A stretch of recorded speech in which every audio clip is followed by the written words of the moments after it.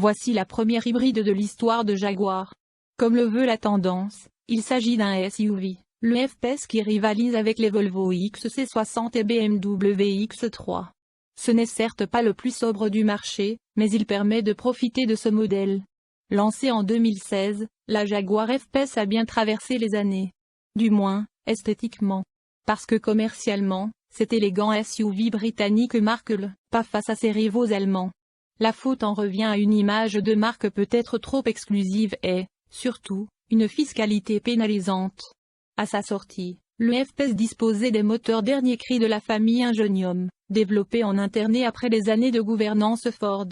Mais ceci ne pouvait pas grand-chose face à la masse élevée de l'engin, malgré l'usage intensif d'aluminium dans la fabrication. Il tant que l'hybride et rechargeable rejoignait la gamme, proposée à l'occasion de ce repos, cette nouvelle variante permet enfin de se passer de malus, ce qui est la principale motivation d'achat pour ce genre de modèle. Ce qui change les lignes du Jaguar F-Pace hybride ont bien vieilli, donc.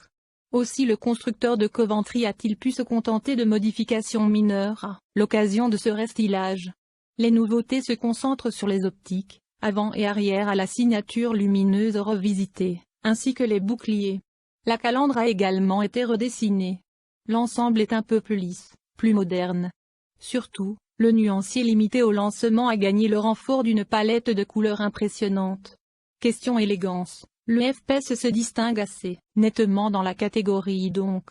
Un intérieur tout neuf à aucune sortie, aucun n'avait eu le F-Pace pour sa planche de bord reprise de la berline XE, dont le charme n'était pas en lien avec la tradition Jaguar.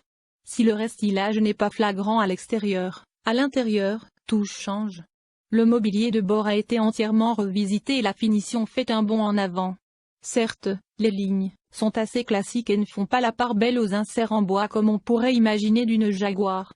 Le fauve de Coventry a préféré la modernité, avec un écran bombé chippé au cousin Range Rover Velar. Les matériaux sont de toute beauté et les assemblages plutôt soignés. En bref, le SUV britannique n'a désormais plus rien à envier aux rivaux suédois et allemands, et y ajoute une même pointe de charme. Le nouveau système d'infodivertissement PV Pro se révèle suffisamment, sans toutefois atteindre l'excellence, en particulier au niveau de la commande vocale, de BMW, référence en ce qui concerne les technologies. Avec une longueur de 4,74 mètres, soit une des plus généreuses de la catégorie, le Jaguar F-Pace offre logiquement un espace à bord confortable. Les passagers arrière ont de quoi étendre leurs jambes. Reste que le dessin des sièges et de la banquette, un peu trop creusé au milieu du dos, ne conviendra pas à toutes les morphologies. L'implantation de la batterie, sous le plancher du coffre, empiète également sur son volume. Jaguar ne communique que la valeur jusqu'au plafond, et non sous tablette, ce qui est un peu trompeur. 619 litres sont annoncés contre 793 litres sur des versions thermiques. Une différence non négligeable.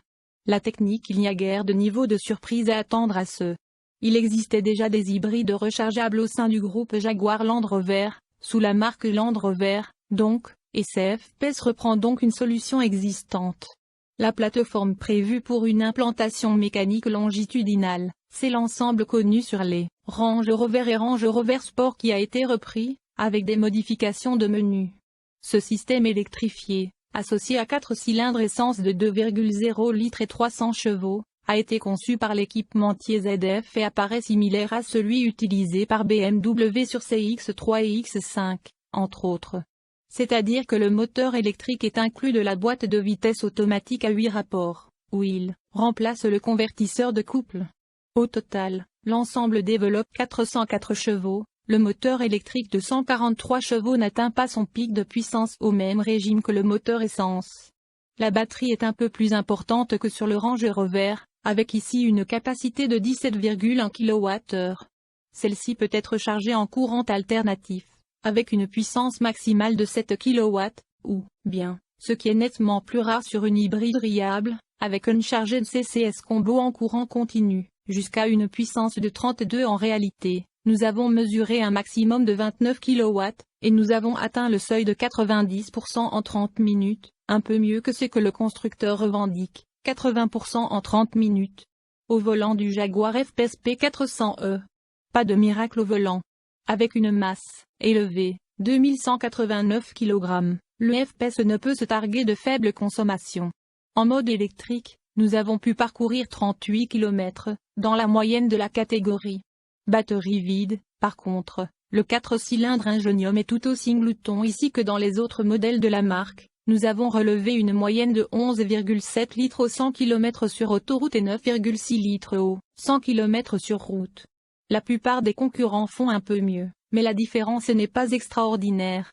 Côté performance, le FPS est un peu pénalisé par sa masse, mais parvient à conserver le boost électrique présent, même après plusieurs kilomètres en conduite rapide. Certes, celui-ci s'aménoise, seul Mercedes-Benz parvient à conserver des performances constantes, quelle que soit la situation, mais il a le mérite d'être toujours là, ce qui est loin d'être une généralité. Ce dynamisme se traduit également dans l'équilibre du châssis et la stabilité à haute vitesse. Étonnamment agile dans les virages, ce Jaguar FPS hybride fait honneur à la réputation sportive de la marque. Mais qui hier a vraiment bousculé ce véhicule dans ses derniers retranchements? Et c'est là que le bât blesse. Au quotidien, ces SUV souffrent d'une direction pesante et trop démultipliée, alors que le confort pâtit d'un amortissement mal calibré, qui freine mal et les mouvements toupés en fortement d'irrégularité de la chaussée. Heureusement, le calibrage de la transmission s'avère idéal en mode éco, un peu trop agressif en ville dans les autres configurations. Assurément, ce FPS est un véhicule flatteur et plaisant. Mais sa mise au point perfectible en conduite coulée peut le rendre lassant au quotidien. Tomber sous son charme impose un portefeuille bien garni, avec un tarif d'accès de 650 000 dirhams marocains.